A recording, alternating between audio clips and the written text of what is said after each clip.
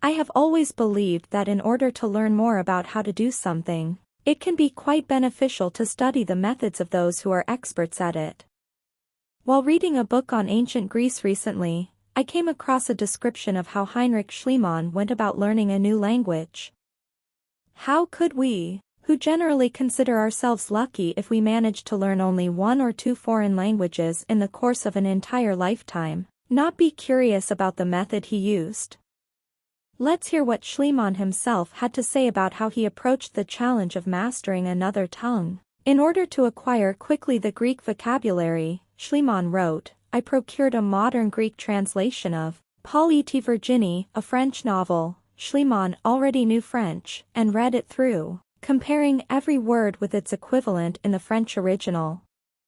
When I had finished this task, I knew at least 1/2 the Greek words the book contained, and after repeating the operation I knew them all, or nearly so, without having lost a single minute by being obliged to use a dictionary. Of the Greek grammar I learned only the declensions and the verbs, and never lost my precious time in studying its rules. For as I saw that boys, after being troubled and tormented for 8 years and more in school with the tedious rules of grammar, can nevertheless none of them write a letter in ancient Greek without making hundreds of atrocious blunders, I thought the method pursued by the schoolmasters must be altogether wrong. I learned ancient Greek as I would have learned a living language. He doesn't say how he learned to pronounce ancient Greek, but since nobody speaks it anymore, this probably didn't really matter to him too much. In any case, one must admire the man's ingenuity, and above all, his freedom from conventional ideas about how languages should be learned. Though we tend to put such people into a category of their own, labeling it genius, the truth is that one of the things that separate a so-called genius from ordinary mortals is simply the fact that they don't limit themselves by doing everything the way most other folks do, or by the way that authorities say it must be done. They find or create their own methods, and do whatever works well for them. When we begin to learn a foreign language, we usually use a book whose first chapters are filled with baby stuff. Hello, how are you? My name is David, or the cat is in the house. My brother lives in Rome, and such things. Of course, that would seem easier to learn than picking up a regular book in your target language and, only with the help of an English translation, working your way through it sentence by sentence, the way Schliemann did. But then, he taught himself to speak ancient Greek in such a way, so who is to say that his method wouldn't work for us if we wanted to learn French, Italian, or German?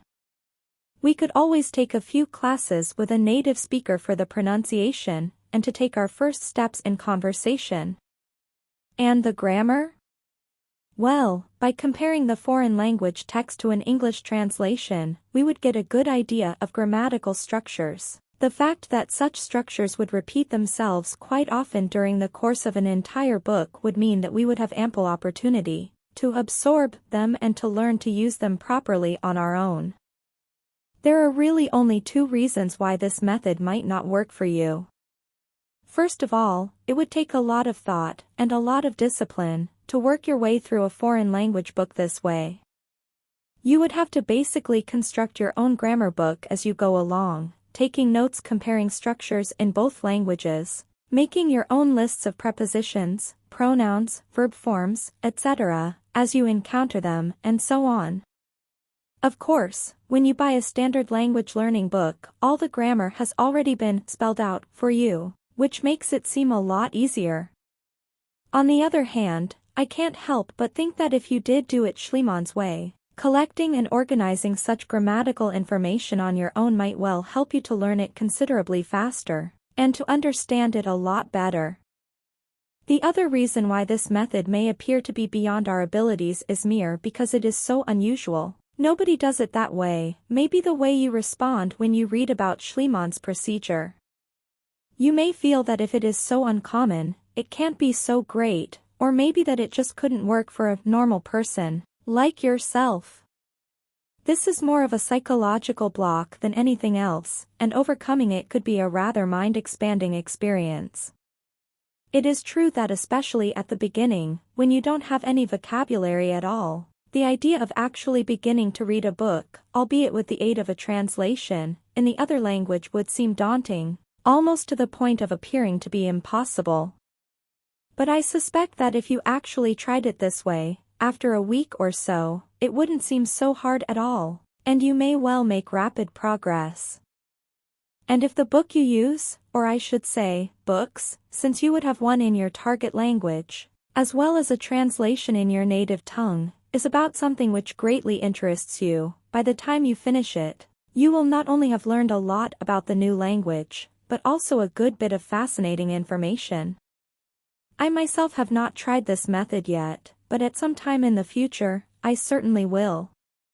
I may not be so ambitious as to want to follow in the archaeologist Schliemann's footsteps, searching out the ruins of ancient Troy, but trying out the linguist Schliemann's method of language learning holds a definite attraction for me, and could well be rewarding for anyone who tries it.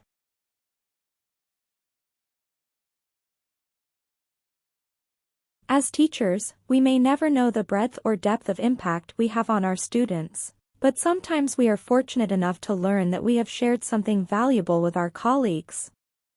It is even more exciting to find out that a colleague has, in turn, shared that technique or tool with her students. I have been a passionate advocate for visual note-taking in the classroom since I stumbled upon author and designer Mike Rohde's book, The Sketchnote Handbook, about 2 years ago. As an elementary art specialist, I saw that, after incorporating the book's techniques into my classroom, using simple images to synthesize content and demonstrate understanding came naturally to students. Kids learn to draw before they write, and pictures are how they make sense of the world. A previous generation referred to this form of note-taking as doodling, but that is starting to change.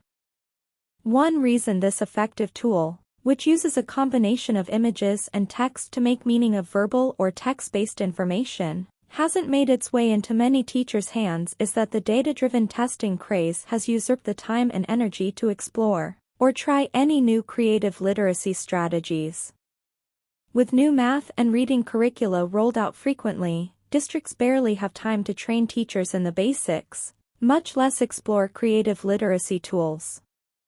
I decided to effect change within my immediate circle of influence and utilize these visual skills on a daily basis, with my elementary art students. For the past 2 years, I have offered professional development workshops on visual note-taking and literacy to colleagues in my district to increase awareness of this literacy tool. These collaborations span across content areas and grade levels, with teachers in special education, teachers in social studies, and teachers in elementary through high school. The science of memory. The success of visual note-taking is backed by science. The picture superiority effect refers to the phenomenon that we remember pictures better and longer than words or text. If students read the text alone, 3 days later they only remember 10% of the information, but adding a picture to the text increases recall to 65%. And dual coding theory says that our brains process and store visual information differently than verbal or text-based information. When students use images and text in note-taking, it gives them 2 different ways to pull up the information, doubling their chances of a recall. Yet, when I first learned about visual notes, a teacher in my building made a student redo multiple worksheets for doodling in the margins, and other students would echo that they would get in trouble with their teacher for drawing. Why aren't more teachers providing students with this option? And just as importantly, why are students actually being reprimanded for their natural instinct to record ideas visually? A picture is worth 1,000 words. One recent experience helped me realize the powerful ripple effect of teacher leadership and collaboration. I met Ms. G, who teaches English at the Juvenile Detention Center in Wauwatosa, Wisconsin, during a note-taking workshop I led this summer. She invited me to her classroom to teach her students the technique in a simple way. A dozen teenagers settled in and opened Beverly Naidoo's Out of Bounds, an anthology of short stories about apartheid. For this class, they would read aloud and draw out the storyline on white boards. Ms. G, gently encouraged students. There were all levels of reading ability, ranging from elementary to high school, when they stumbled on a name or difficult word. When she stopped the reader, she asked, "What just happened, and what pictures could we draw to show that?" In notes left on the board from the previous class, I could see that Ms. G taught her students several techniques from my workshop. They had gotten the hang of using literal images to communicate complex concepts and emotions. They made effective use of stick figures to show relationships between characters and used words and arrows to add clarity and meaning to their drawings. They even used different fonts to stress the importance of main concepts and word bubbles to show who was saying what or to give meaning or detail to an idea. For those 45 minutes, the marker became a transfer of power and a voice in the classroom. Most of the students offered to read a section of the book out loud or suggested visuals that would bring life to the text. Personal expression, demonstration of comprehension, and confident engagement were visible through a dry erase marker. Students who would have not been able to engage with the text in other ways could still do so through the drawings used to represent concepts. Developing visual vocabulary is just like increasing verbal or textual vocabulary. It takes practice to move it into working memory. Visualizing success, the class left me with a reminder that visual note-taking could have infinite possibilities for so many students. Minority students, students on the autistic spectrum, students with dysgraphia or dyslexia, English language learners. If we could just put this tool into their toolboxes as another means to demonstrate their understanding. Can a simple literacy tool like visual note-taking support learning in the classroom and even increase personal agency for incarcerated students who struggle academically? Ms. G provides proof. Since that first class, she has used visual notes as an integral part of helping her students learn vocabulary from the books they read, and giving students the option to respond to a writing prompt with a visual answer first to help them think more deeply and communicate more clearly. One English language learner who struggled with written definitions of vocabulary drew out his understanding and was able to visually communicate the definitions correctly. When teaching students to use visual notes, it is so important to foster a safe space for students to take risks and try. In workshops, I find that the main obstacle for teachers is their fear of drawing. Teachers use the "but I can't even draw a stick figure" excuse, but I encourage them and let them know that it is actually better if they draw poorly because it isn't about art, it is about ideas. If a teacher is brave enough to step up to the board and draw poorly while still communicating what she needs to relay, it gives students permission to do the same. The author Margaret J. Wheatley writes, "A leader is one who has more faith in people than they do, and who holds opportunities open long enough for their competence to re-emerge." This is true for teacher and student leadership as well. We should strive to show our students and colleagues that we will hold space for them until their competence and creativity emerge. Visual note-taking is one small but powerful way to enable students and their teachers to take the lead.